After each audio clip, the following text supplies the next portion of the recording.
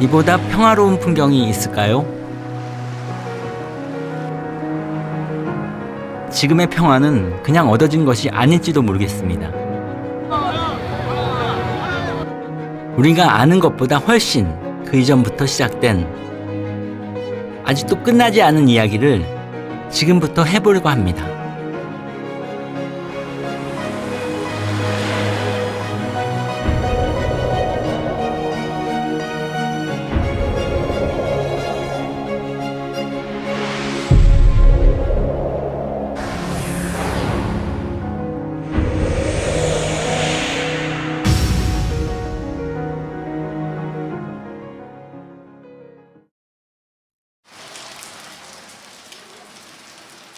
지난 2월 22일 궂은 날씨였습니다. 일본 시마네현청 앞이 분주합니다.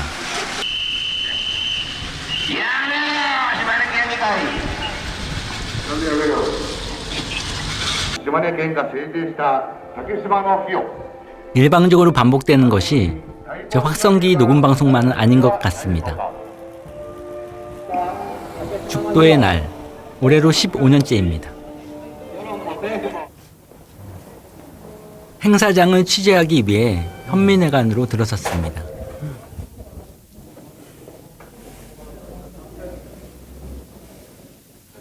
그런데 お前ら帰れ帰れ帰れ帰れおいここは島根県の日本国民にのみ開放された公共の施設や帰れ帰れ帰れはよ帰れここは日本国民が入れるとこやお前らが言うとる国と言うたら誰のもんやどこの国のもんや言うてみいやいや取材です 우리를 보자마자 막무가내로 몰아세웁니다.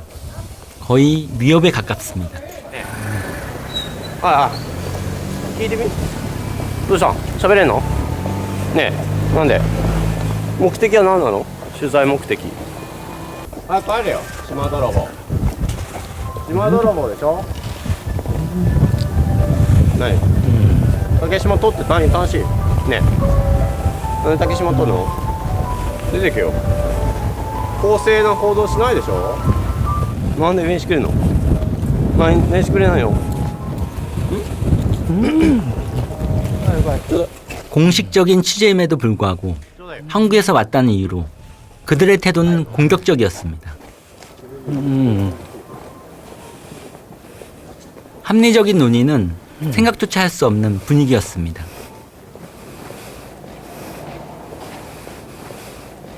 그들을 피해 다시 큰 도로로 향했습니다. 행사장과는 사뭇 다른 풍경입니다.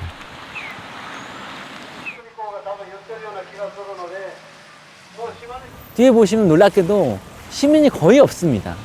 그만큼 시민이 거의 참가하지 않는 행사인 것을 뒤를 보시면 이해하실 수 있습니다. 그럼에도 도대체 시마네현은 죽도의 날 행사를 강행하는 이유가 무엇일까요?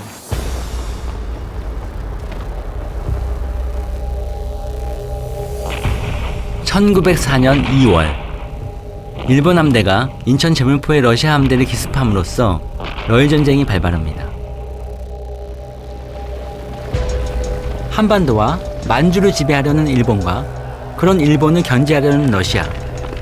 당시 극동아시아는 1년 반에 걸친 긴 전쟁을 치러야 했습니다.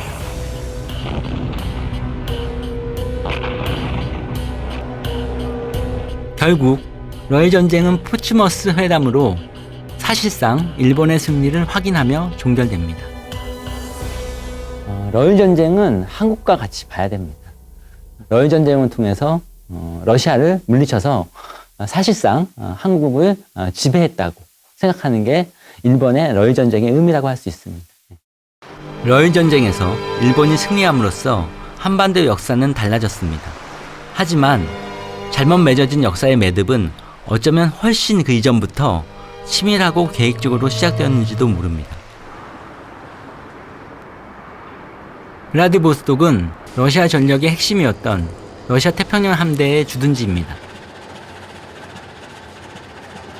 러시아의 해군 전략의 3분의 1 정도가 이 블라디보스톡 항구에 있습니다. 그래서 이 극동 함대가 일본의 육군이나 해군들을 억제할 수 있는 중요한 역할을 한 게 블라디보스톡에 있는 제2태평양 함대입니다. 또한 블라디보스톡은 시베리아 횡단 열차의 시작점이자 종착점입니다. 이처럼 극동 지역에서 중요한 위치를 차지했던 블라디보스톡. 그런데 우리는 러일 전쟁이 발발하기 15년 전인 1876년에 블라디보스톡에 주목합니다.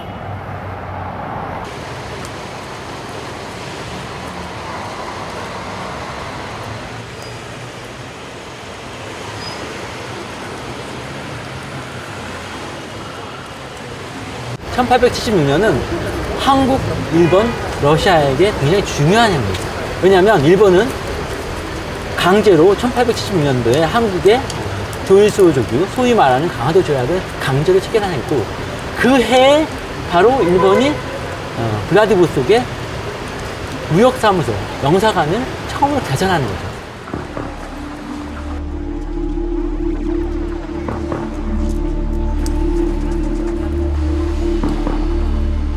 과연 1876년 이곳 블라디보스톡의 일본 무역사무소에선 무슨 일이 있었던 걸까요?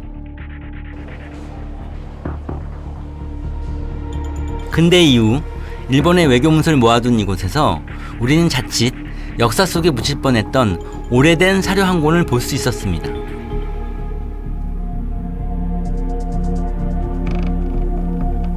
메이지 8년 1875년 3월에서 8월경에 세와키 히사토라는 사람이 블라디보스토크를 시찰한 내용인 거죠. 일기처럼 쓰인 한 일본인의 출장 보고서였습니다. 세와키는 기록만 한 것이 아니라요. 블라디보스톡, 호시에트, 뾰뚜르 대제만 주변들을 다 조사를 해서 지도로 남긴 거죠. 당대의 최고 학자인 서양 학자인 세와키 히사토가 얼마나 치밀하게 러시아 극동 지역인 블라디보스토크, 함경도 북부 지역 이런 부분들을 얼마나 잘 조사했는지를 이 문서를 보시면 이해할 수 있는 거죠. 150여 년 전 세와키 히사토라는 인물이 쓴 69일간의 블라디보스톡 견문록. 거기엔 무엇이 쓰여 있을까요?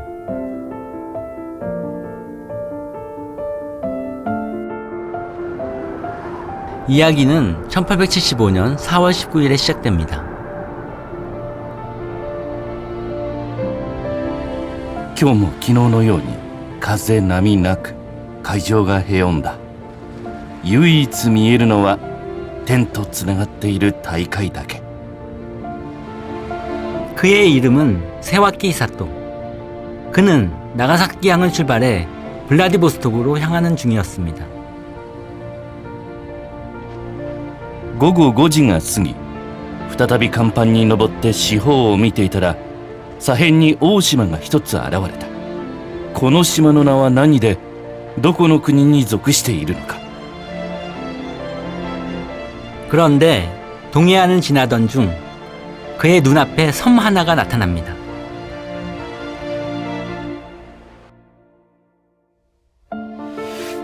"この島に人家はあるかと問うと、人家はないという。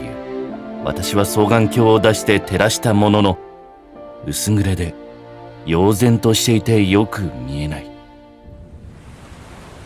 그 섬의 정체는 무엇이었을까요?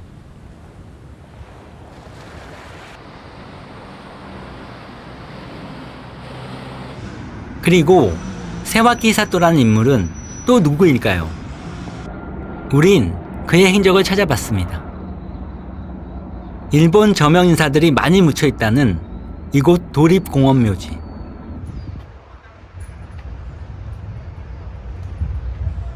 수많은 묘들 가운데서 세와키 히사토의 묘를 찾을 수 있었습니다. 그는 1878년 이곳에 묻혔습니다.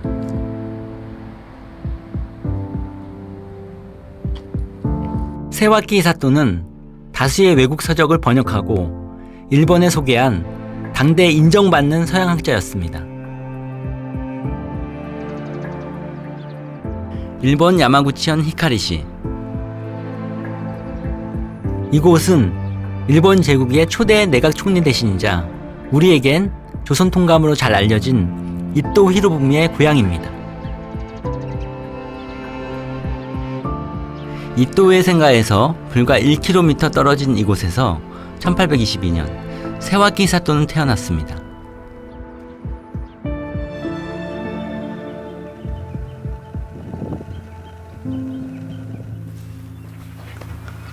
세와키 히사토의 집안이 대대로 터를 잡고 살았던 곳입니다.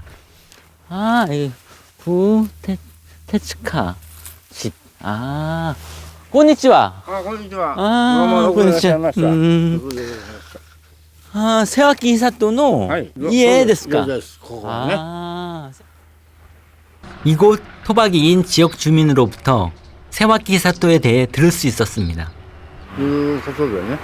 特に英語、オランダ語は当時もう本当オランダ、ここで生まれて17歳までここで育ちました。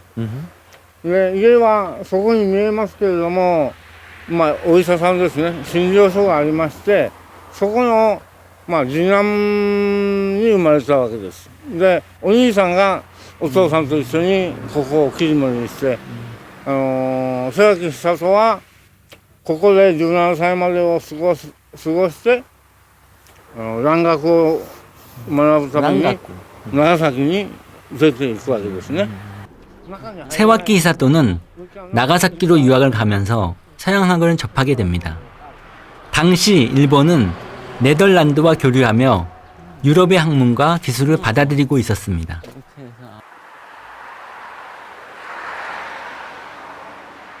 의사였던 아버지의 병원과 세와키 히사토의 생가는 현재 우동집으로 변했습니다. 아니, 이게 병원입니다. 병원. 집은 바로 병원 옆에 있는 가택인데 어느 순간에 이 병원이 우동집이 됐네요. 근데 우동집이 문을 닫았네요.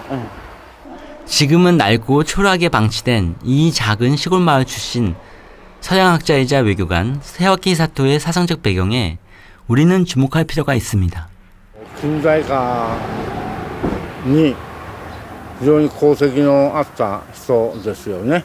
世界のレベルから見ても随分遅れが、目立っていた兵器、言葉がすごく大事だということを彼は身をもって経験しているわけですけれども、その言葉とはオランダ語であり英語だったと。だから瀬脇は海外の事情にどうしてアクセスするかということを一生懸命考えてたと思うんですよ。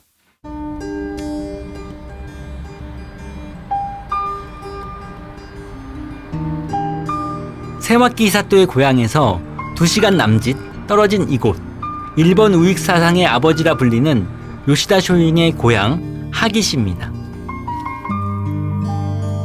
요시다 쇼잉은 1857년 이곳에 학당을 열고 수많은 제자들을 가르쳤습니다.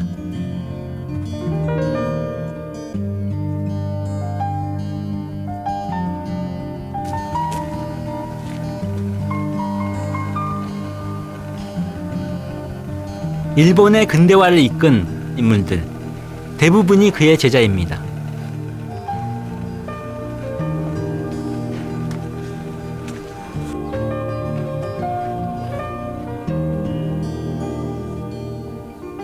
일왕을 중심으로 한 일본인의 선민의식, 그리고 서양의 기술과 문물을 익혀 국력을 길러야 한다고 가르쳤던 요시다 쇼인. 세와키 히사토는 요시다 쇼인으로부터 당대 최고의 서양학자라는 평판을 얻었습니다.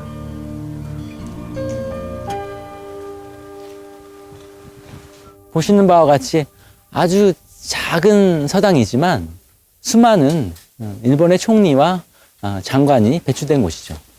이토 히로부미의 스승인 요시다 쇼잉은 세와키와 친밀했습니다. 요시다에 따르면 세와키는 당대 최고의 난학자였습니다. 두 사람의 공통점이 한 가지 있는데요. 그것은 바로 정한론입니다.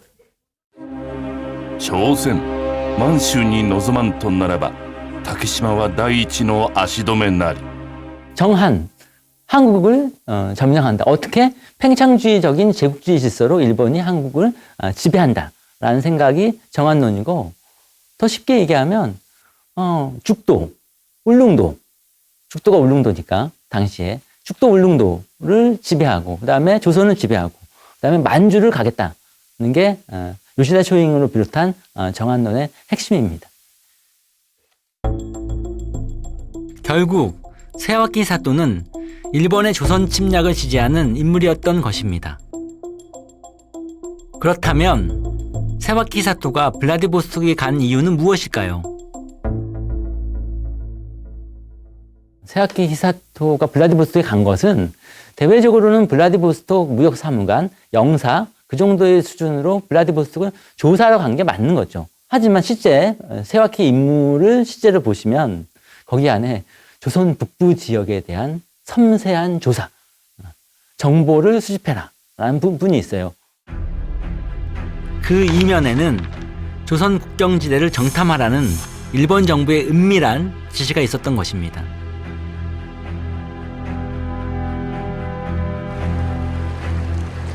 (1875년 4월 21일) 블라디보스톡에 도착해서도 세와키 사토는 오는 길에 봤던 섬을 잊을 수가 없었습니다. 松島は朝鮮に近いのか日本に近いのかを聞いたら朝鮮に近いという人家はないが樹木が繁茂した島に時々来て樹木を切り取って船に積んで帰るという 결국 그는 섬에 대한 궁금증을 풀고자 조선인 한 명을 포섭하게 됩니다. 그 조선인의 이름은 김인승. 김인승이라는 인물의 행적을 1996년 세상에 알린 이는 구양근 교수입니다.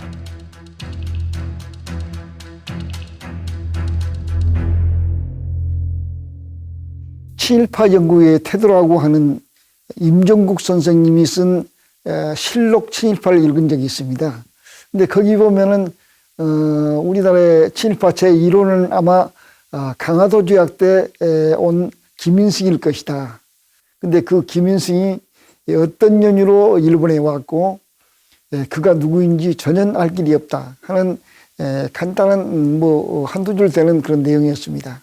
그래서 이 김인승이 그 김인승인가 보다 하고는 잠깐 제 연구 테마를 접어두고 김인승을 추적하기 시작했습니다. 그러다가 이제 세와키 히사토를 찾아내고 블라디보스토크 그 견문 잡기를 찾아내고 기타 막대한 방계 자료를 찾아냈습니다. 도쿄대에서 박사과정을 밟던 구양근 교수는 김인승의 행적을 쫓다 보니 세와키 사토의 블라디보스토크 견문록을 발견하게 되었고 그 문서의 전문을 국내 최초로 번역해 소개하게 되었습니다. 이 김인승에 대해서 표현할 때 여러 곳에서 아주 직량하다는 말을 많이 씁니다. 직설적이고 숨김이 없는 아주 흔쾌한 그런 사대부 기질을 가진 그런 사람이 김인승이었습니다. 1875년 당시 러시아 연해주 지방에는 함경도 지방의 대기근을 피해 국경을 넘은 조선인들이 많았습니다.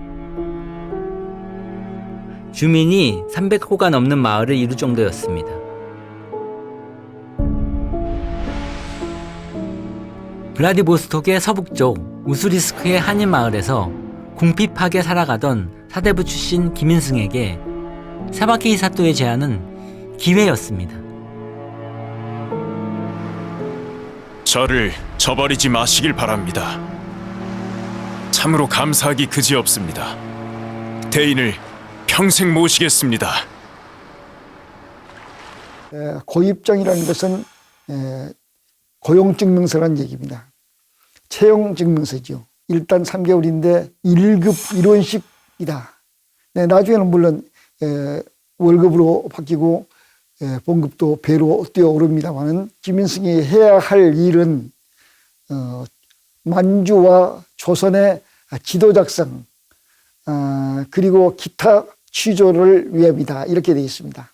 그때까지는 일본에는 도요토미 히데요시가 임진왜란 때 한국을 쳐들어올 때 썼던 조잡한 지도 그리고 정확하지 못한 지침서 몇 권 그런 것밖에 없었습니다.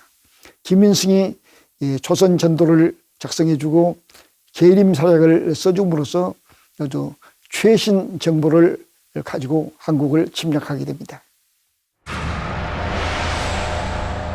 김인승의 도움으로 1876년 일본 육군 참모국이 제작한 조선전도입니다.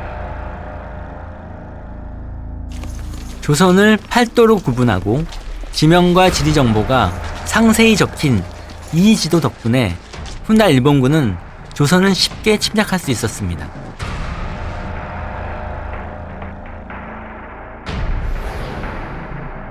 지도에 도움을 준 함경도 출신의 모씨, 조선전도에 기록된 그 인물이 김인승이었습니다. 하지만 무엇보다 일본에 대한 김인승의 큰 공헌은 강화도 조약이었습니다. 김인승은 강화도 조약의 정권대사인 구로다 키요타카에게 발탁되어 중요한 정보를 제공합니다.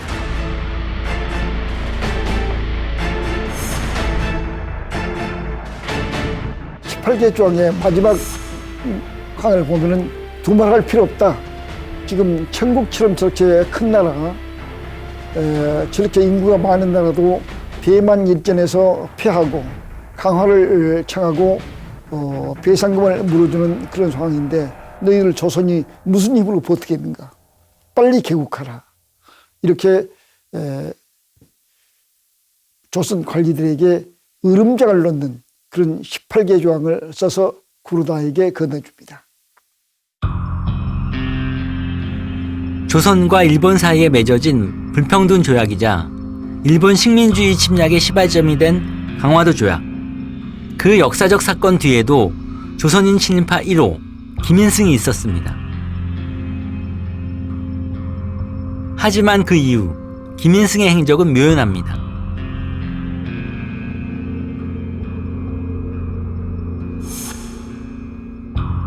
거리에서 듣기 불편한 말들이 들리고 길을 걸으면 조심스럽고 두려운 마음이 듭니다.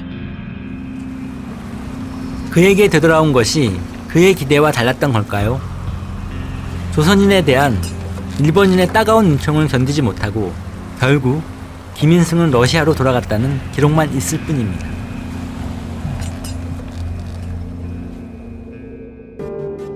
그렇다면 세바키 사토와 김인승 사이에는 어떤 정보가 오고 갔을까요? 竹島は朝鮮から何里ほど離れていて日本からは何里ほど離れていますか? 죽도는 강원도 삼척부 소속이며 섬의 주위는 천리나 된다고 합니다. 땅은 비옥하고 산물이 많은데도 나라에서 금도로 삼고 있어서 사람은 살고 있지 않습니다. 혹 가서 살고 싶어도 적발될까봐 가지 못하지요. 그러니 자연히 면리인 줄도 알 수가 없군요. 그 섬은 울릉도였습니다. 세와키 히사토는 김인승으로부터 그 섬에 대해서 알아보고 청원서를 일본 외무성에 제출합니다. 바로 그 섬을 일본이 개척해야 한다는 내용이었습니다. 그런데 여기서 이상한 점이 있습니다. 세와키 히사토는 분명 죽도에 대해 김인승에게 질문을 던졌습니다. 그런데 청원서에는 왜 다른 이름 송도를 썼을까요? 이전에 조선과 맺었던 많은 조약의 규정들이 있어요. 그 안에 죽도 송도가 명쾌하게 나와 있어요. 울릉도, 독도로. 만약에 이거를 바꾸지 않으면 일본은 이 독도에 대해서 자기 땅이라고 주장할 수가 없는 거죠. 그래서 착시 효과를 만들었던 거고 명칭을 바꿀 수밖에 없었던 거고 세와키 히사토가 이렇게 송도 개척론을 주장한 배경에는 러시아가 있습니다. 일본은 러시아로부터 위기감을 느끼고 있었습니다.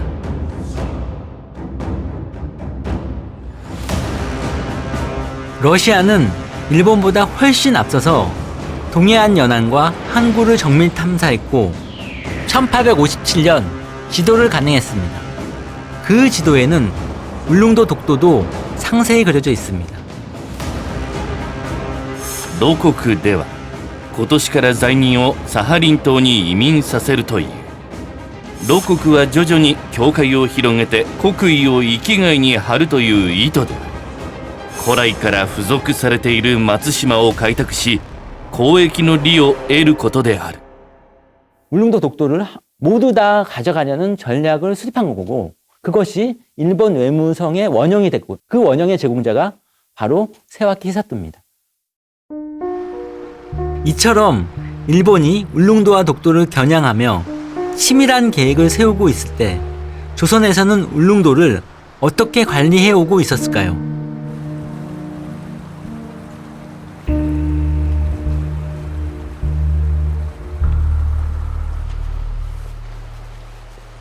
지금이야 쾌속선으로 3시간 남짓이면 닿을 수 있지만 수백 년 전 이곳은 중앙의 행정력이 쉽게 닿기 힘든 외떨어진 곳이었습니다.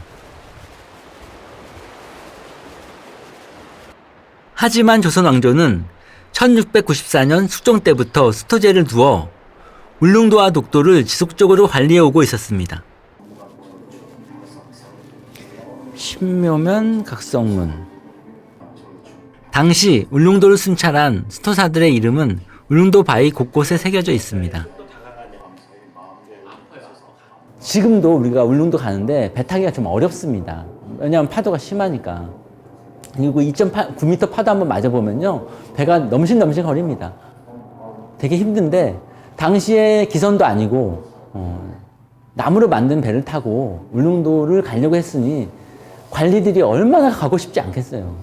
아프다. 수토하기 바로 전에 아프다. 그 다음에 관직을 잠시 휴식하는 사람들도 꽤 많았습니다. 그만큼 이 백길이 힘들었던 거죠.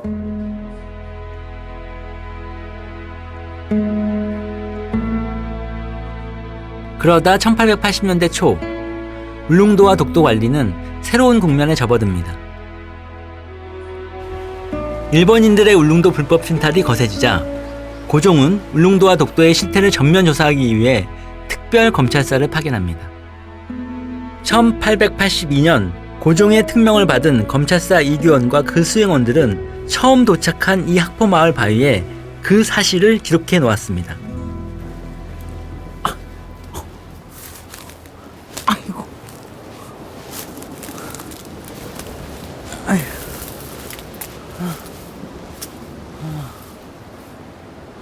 검찰사 이규원, 이모 5월 고종팔 이라는, 이것은 이모명 각성문입니다.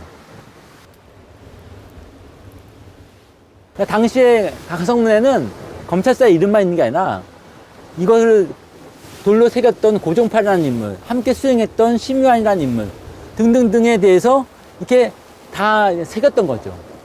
더 많은 인물이 있었을 텐데 이 파도, 바로 앞에 울릉도에 있는 학포 앞에 있는 파도가 너무 세가지고 이 부분들이 많이 지워진 거고. 하지만 우리 땅을 지키겠다는 의지만큼은 어떤 파도도 지우지 못했습니다. 1883년 조선은 본격적으로 울릉도 개발을 시작합니다.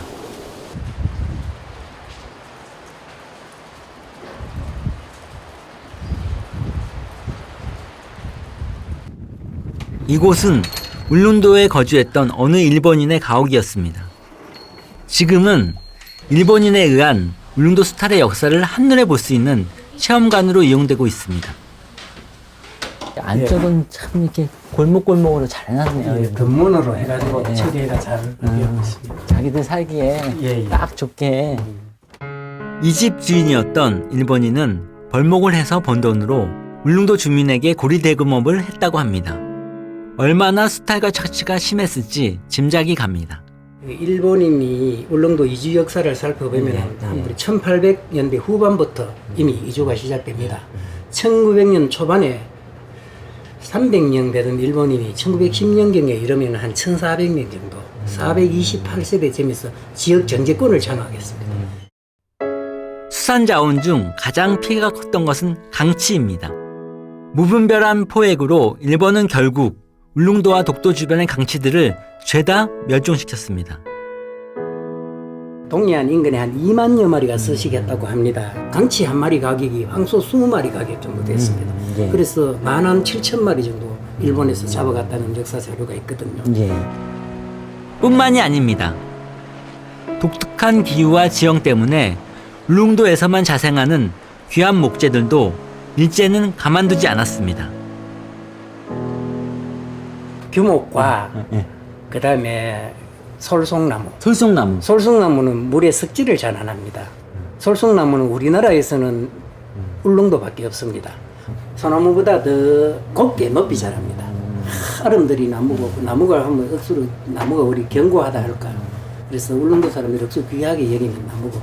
대들보 중간중간 대들보가 다 있는데 기목나무입니다. 기목나무가 1910년도 이 건축 지을 때 이 귀한 기목나무로 이용해가 대들보를 사용했습니다. 무늬결을 보면 압니다. 아, 이렇게 무늬결 일반 나무 무늬결하고 들리고 그다음에 눌러보면 장력이 있어요. 바둑판 같이 장력이 있다고 묻고. 뜯어져 보면 장력이 이게 한마디로 느낌이 튕겨 나오는 느낌이 나네요. 느낌이 딱딱 들어가는 느낌 아닙니까? 일반 문 요거하고 틀린다고. 한번 여기서 틀린다. 정말 이 규목은 당시에 뵈려면 정부의 허가를 받아서 특별하게 사용할 수 있는 건데 일본인 가옥에 이것이 여기에 배치됐다는 거는 이 사람 일본인들이 얼마나 많이 울릉도에 많이 왔고 힘 있는 사람들이 얼마나 많았다는 것을 보여주는 느껴줄 수 있는 단면이죠. 하지만 자원스탄만이 다가 아닙니다. 일본이 울릉도 독도를 불법 편입하려 했던 진짜 이유. 다시 블라디보스토크로 가보겠습니다. 19세기 후반 중국 중심의 동아시아 질서가 무너지면서 러시아와 일본의 충돌이 본격화됐습니다.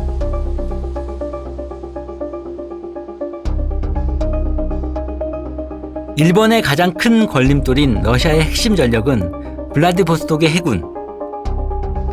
일본에게는 러시아 해군의 남진을 막고 그들의 동태를 살필 수 있는 군사적인 요충지가 필요했습니다. 블라디보스토크에서 출항을 해서 동해로 가면 섬은 딱 2가지밖에 없습니다. 동해에 우뚝 선 섬은 바로 울릉도와 독도뿐인 거죠. 동해안의 울릉도와 독도는 러시아와 일본 두 열강이 전쟁에서 승기를 잡기 위해 가장 선점해야 할 곳이었습니다. 그래서 일본은 러일 전쟁이 발발하자 울릉도와 독도에 각각 막루와 해적 케이블을 설치합니다.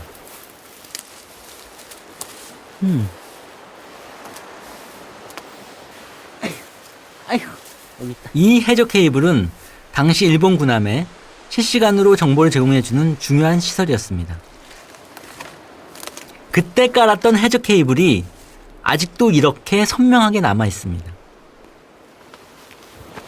이 해적 케이블이 왜 중요하냐면 통신의 요충지가 울릉도와 독도라는 사실을 입증하는 거죠.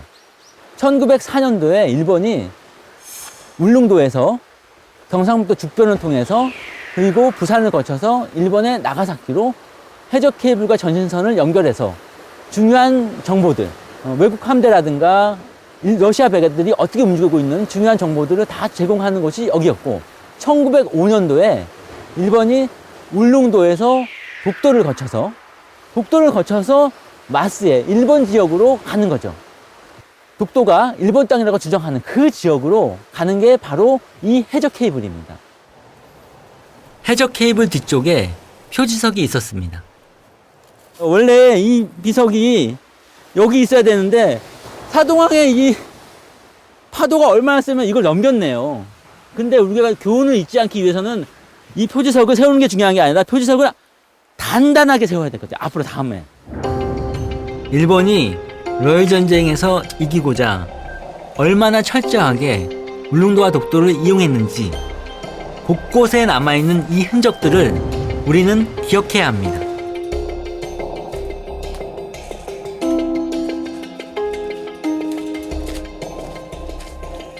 이번엔 막루입니다. 울릉도에는 총 3개의 막루가 있습니다. 그리고 독도에도 막루가 설치되어 있습니다. 러시아 함대의 동태를 한눈에 파악할 수 있는 최고의 지점입니다. 지금 독도에는 그때의 막루는 사라지고 터만 남았습니다.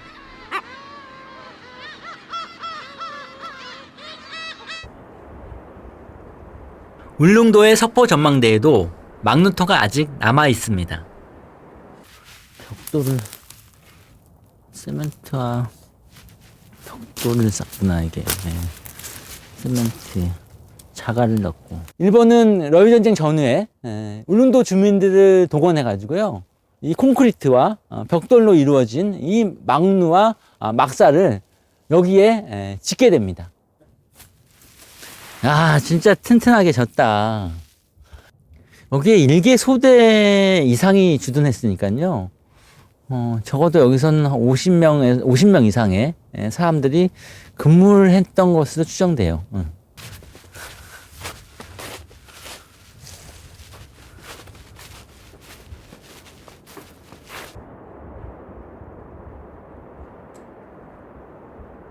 석포 전망대는 울릉도에 오면 꼭 올라가야 하는 전망 좋은 곳 중에 하나이기도 합니다. 일본이 러일 전쟁에서 승리하기 위해서 먼저 독도를 강탈했고 빼앗아 갔고, 그 다음에 울릉도를 군사기지화 했던 것이죠. 이런 것들은 러일 전쟁에서 일본이 승리하기 위해서 철저하게 울릉도와 독도를 군사적으로 이용했다는 사실을 알려줍니다.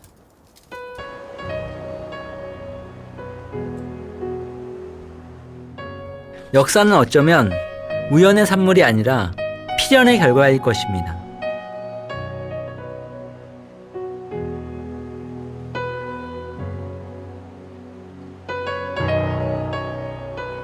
그들의 야욕으로 이용당하고 얼룩졌던 이 아름다운 섬. 그래서 지금의 이 평화로운 풍경이 더 소중하게 느껴집니다.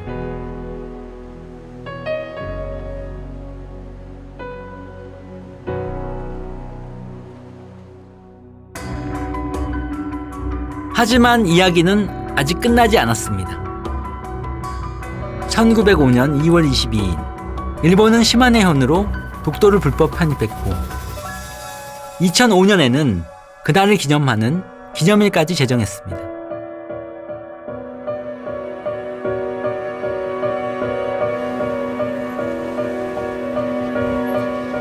기념일은 올해로 15년째 일본 우익 정치인들을 중심으로 이어지고 있습니다. 北方領土返還運動、島根県民会議会長。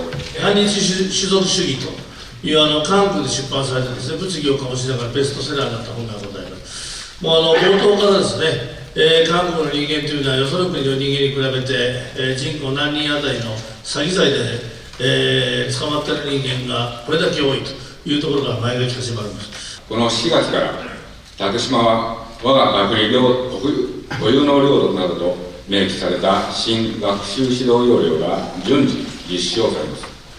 このことにより、我が国の領土に関する教育がより一層充実することを期待をするものであります。展示館を霞ヶ関3丁目の虎ノ門の角、文部科学省の前に設置しております。政府がきっちりと証拠を示している。 이번 행사에서 단연 화두에 오른 주제는 올 초 재개장한 영토주권 전시관이었습니다. 기존 전시관에 비해 접근성이 좋은 도쿄 한복판에 재개장을 했습니다. さらに展示の目玉の一つとして、日本で唯一の日本アシカの成獣の剥製ヤンゴ大王を島根県立三部自然館佐姫からお借りして展示させていただいております。 거기다 규모도 기존 전시관에 비해 대대적인 확장을 했습니다. これまでの展示室も約7倍に拡張され、内容も充実をされました。 충실하다는 그 내용이 전혀 사실과 다른 게 문제입니다. 한국이 독도를 불법 점거하고 있다는 첫말부터 일본이 평화적 해결을 원한다는 마지막 말까지 거짓으로 일관하고 있었습니다. 소위 시마네온 고시 제40호처럼 원본도 없고 진위 여부를 확인할 수도 없는 자료들을 게시해 놓고 있었습니다. 도대체 왜 이러는 걸까요? 지난 2005년 이후에 일본 시마네현에서 작은 규모의 지방에서 했던 모든 행사와 전시들이 최근에 되면서 도쿄라는 중앙 무대로 이전했다는 거죠. 결국 일본의 지방 정치에서 중앙 정치 무대로 독도가 중요하게 됐다는 거죠. 그것은 향후에 일본이 한일 관계에서 가장 해결해야 될, 그리고 소유해야 될 주제가 독도가 됐다고 저는 파악합니다. 여기는 일본 히로시마. 이곳에 오면 제가 잊지 않고 꼭 들르는 곳이 있습니다.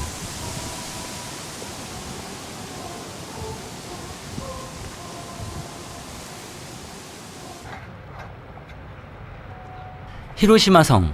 16세기 축성되어 화려한 날도 있었지만 전쟁을 경험하고 폐허가 되어 이제는 일부만이 복원된 곳입니다. 히로시마는 일본 군대의 심장부입니다. 일제가 아시아 침략을 본격화한 청일전쟁 당시 대본영이 설치된 곳입니다. 독도를 침탈하기 시작한 러일전쟁 당시 마찬가지로 일본 군대의 요충지였습니다. 러일전쟁의 승리를 계기로 서양 강대국들과 어깨를 나란히 하는 제국주의 국가로 발돋움한 일본. 일본은 침략전쟁을 이어가며 인류 역사상 가장 많은 인명피해와 재산 피해를 남긴 파괴적인 전쟁 제2차 세계대전까지 일으킵니다.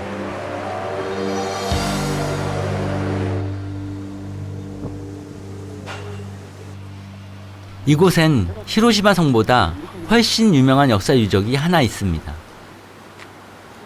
전 세계의 역사 교과서에 빠짐없이 등장하는 세계적인 명소죠.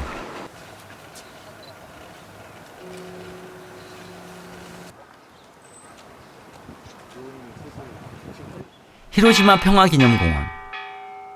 공원의 이름처럼 히로시마는 평온한 일상을 회복한 듯 보였습니다. 일본은 정말 평화를 되찾은 걸까요?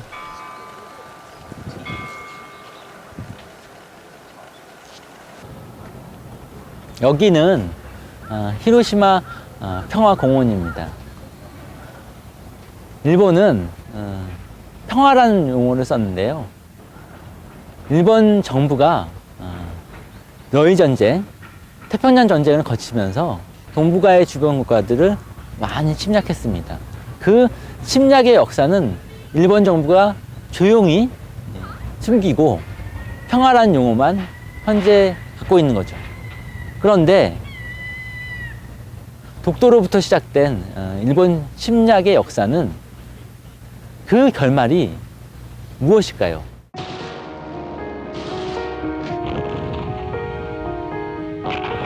일제의 광기는 1945년 미국의 원자폭탄 투하로 이곳이 불바다가 되고 나서야 멈췄습니다. 침략의 역사는 주변국뿐만 아니라 일본 국민 스스로를 파면시켰습니다.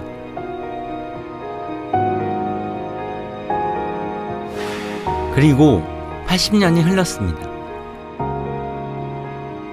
어린 학생들에게까지 왜곡된 역사를 주입하고 있는 일본 정부. 역사교육이라는 미명하에 그들은 지금 80년 전 이 아이들과 같은 운명을 향해 가는 학생들을 기르고 있습니다.